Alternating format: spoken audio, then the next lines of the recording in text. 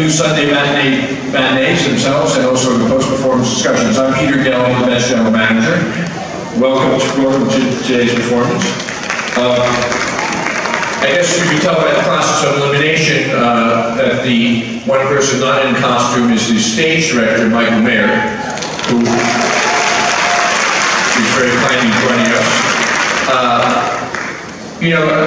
Verdi's tale of immoral and deceitful behavior was considered too depraved by the censors of the late 19th century, who insisted that Verdi placed the action in an earlier time period, and that's what happened back in his day. So I guess it's, when you think about what's going on in the White House these days, the appropriate time period might be the Middle Ages.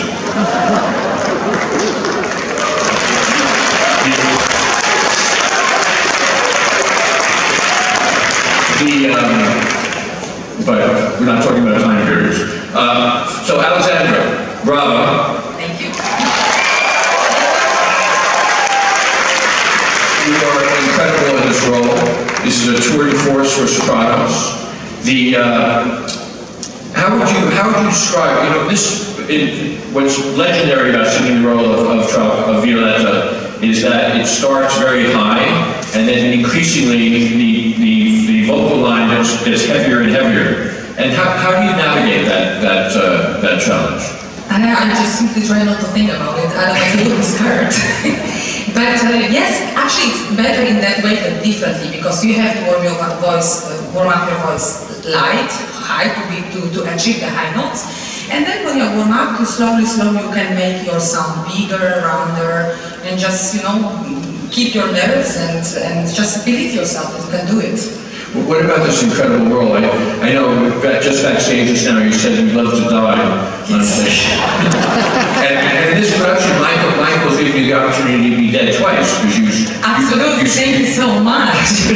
It's a privilege. It's a pity that it doesn't look like that in the real life. You can't enjoy dying, but on the stage it's really the most beautiful thing. Mostly the most beautiful music is written for this part, and I'm quite familiar with the role. Actually, when I was in age of my daughter today, I was around 4 or 5, and I saw my mother singing Violetta many times on the stage, and it was my first role when I was playing with my dolls at home, the act Flora. I was Alfredo, the doll was the Violetta. I was throwing the doll in my room, and this role was quite familiar for me, like a usual day. So I didn't pay attention really, that's my dream role, but it became really a dream role when you really can do it, singing and play it. Well, it's certainly a dream for us to have you singing here. Thank you very much. So, Michael, in creating this production, you set it all in one room, and tell us what's behind that. Well, the idea was that we're in the moment of her death, and in that moment she relives every event that brought her to this place. And so the whole thing is like a fever dream in the death room. And we sort of travel through the seasons of this relationship with Alfredo. And so that was the concept. And you created, which is very unusual, the non-singing part, which is the sister of Alfredo. Yeah. Is that to make it more plausible when Germont does what he does? Exactly. I think that otherwise she's just referred to, and I feel like if she had an opportunity to see this beautiful, young, innocent girl who has the potential to live out a life that Violetta is not able to do, by virtue of the choices she made or the situation she was in, it might be even that more heartbreaking for her. So, Quinn, first, besides saying bravo to you, I say bravo to your heroism today for singing even though you had to have a cold, which is not easy.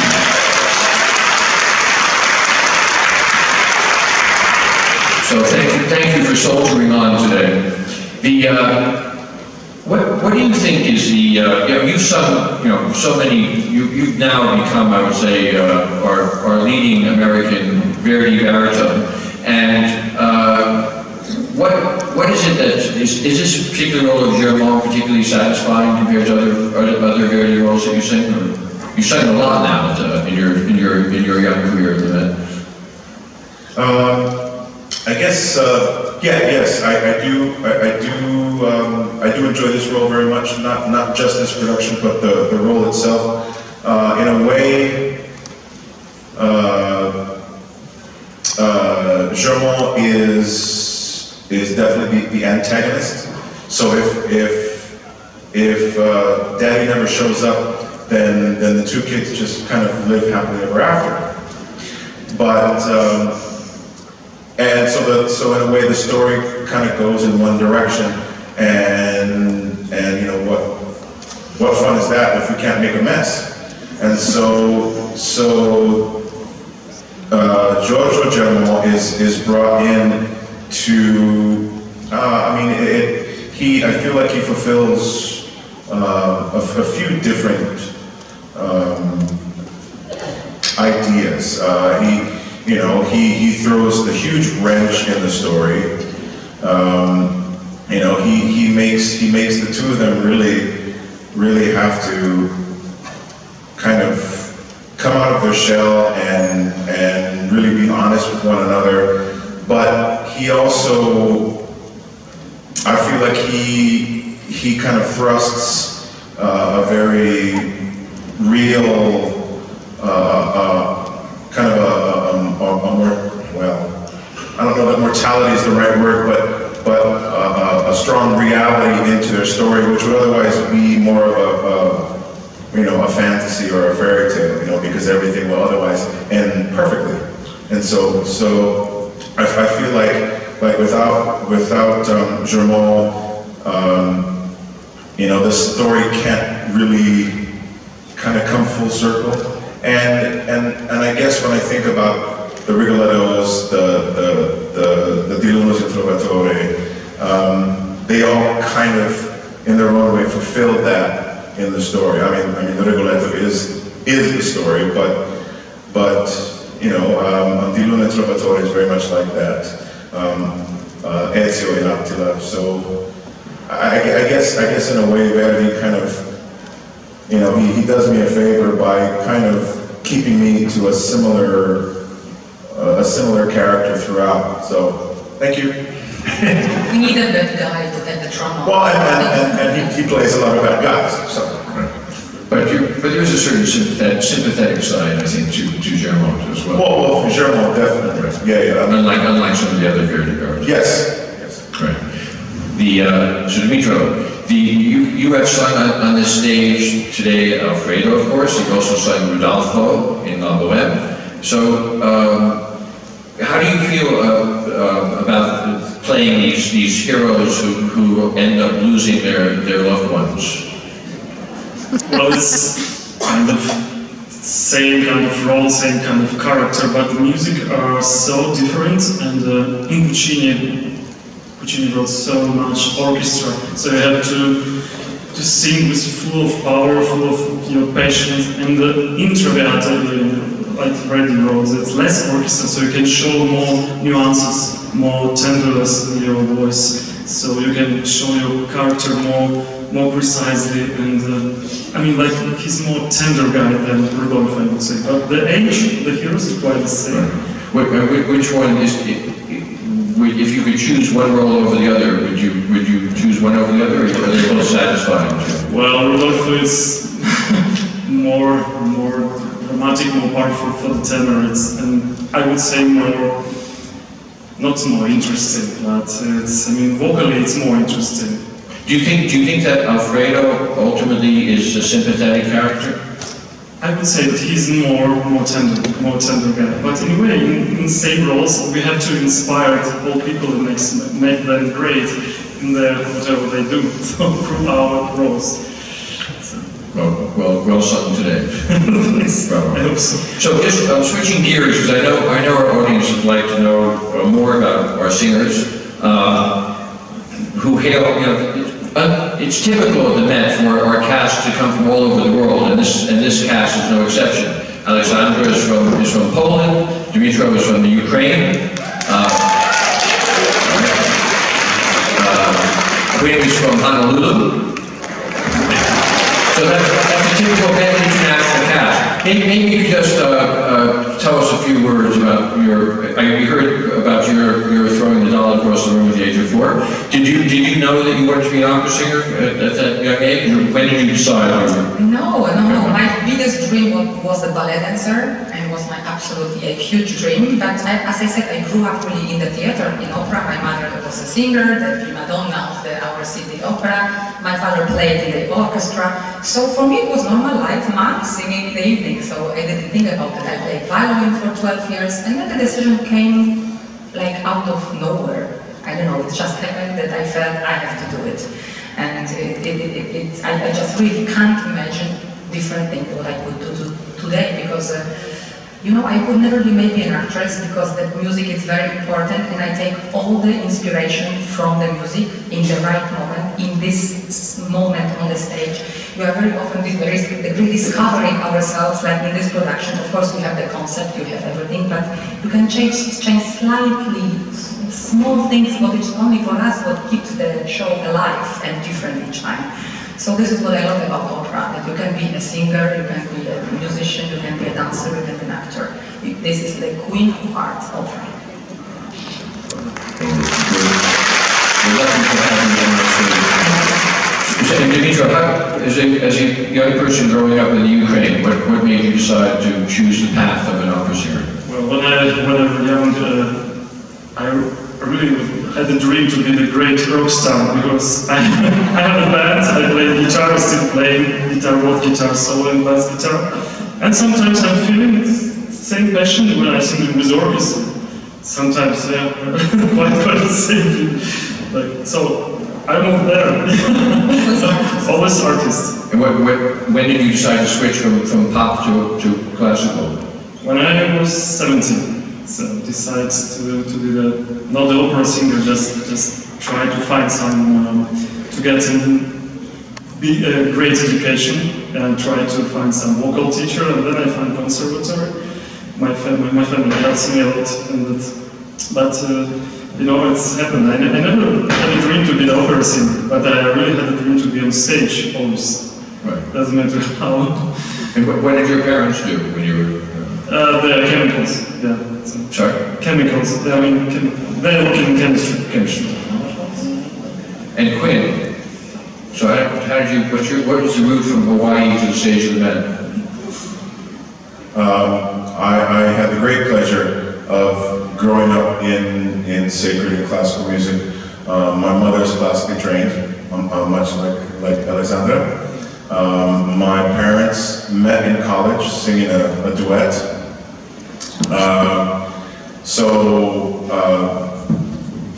When my sister and I were growing up, we were a musical family. We were teased for being the Hawaiian Von Trapps.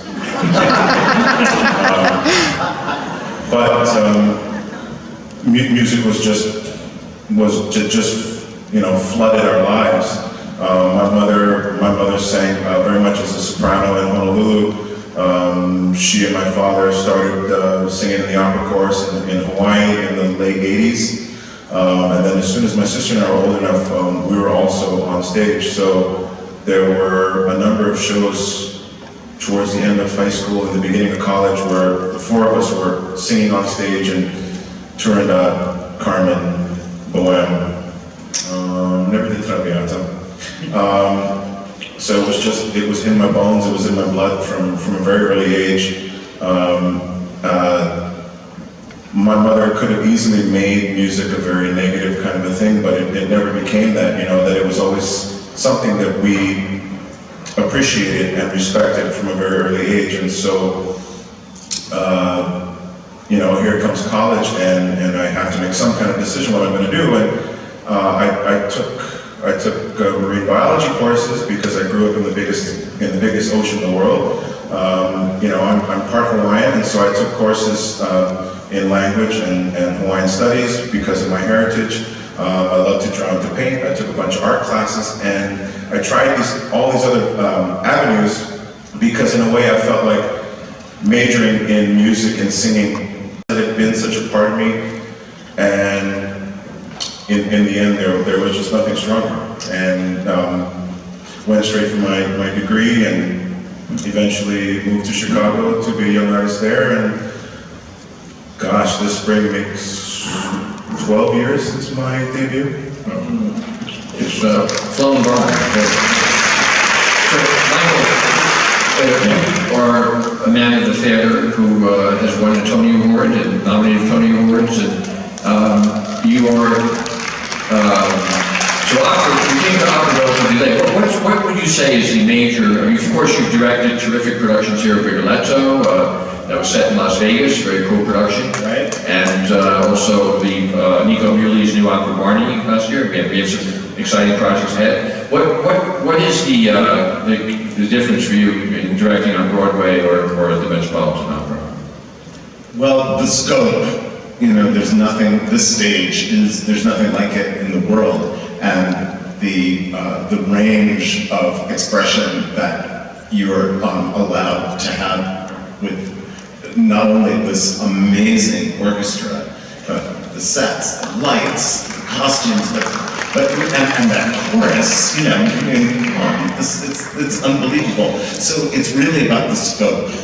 And I feel like I came to opera, as you say, relatively late in life, but I feel really lucky because the quality of the acting in opera right now is at probably an unprecedented high. I mean, you look at these artists here on the stage, and not only are the voices exceptional, but their interpretive ability is so astonishing, and that they inhabit the characters in a way and you can tell because when you look at the incredible HD presentations that you do, the camera doesn't lie, and you see this extraordinary depth of character and action and acting, this high level. So that's very beautiful for me. Thanks, man. So, one final question for our diva. The backstage in the wings is your husband, the great tenor Roberto Alagna, and your They've changed, I say I see them somewhere there now, right? and your daughter. So last night Roberto was starring in La Boheme. Today you're starring in Traviata. What is it like being an operatic family on the road? It's incredible, and it's very important, of course, an incredible dream to live for us, to have the opportunity, the big chance to have the work of all of us in such an incredible place, the best place in the world. That's everybody knows, absolutely. So it's incredible. We are living more in the theater than at home because everything is around the opera, and our daughter loves this very much, and she is enjoying this as well with us. So it's a really pure joy and pure happiness. I can't describe this otherwise. Well, thank you very much. I'm sure in 20 years from now, your daughter will be singing on the stage again. Anyway, thank you all so much. Thank you for staying. Thank you.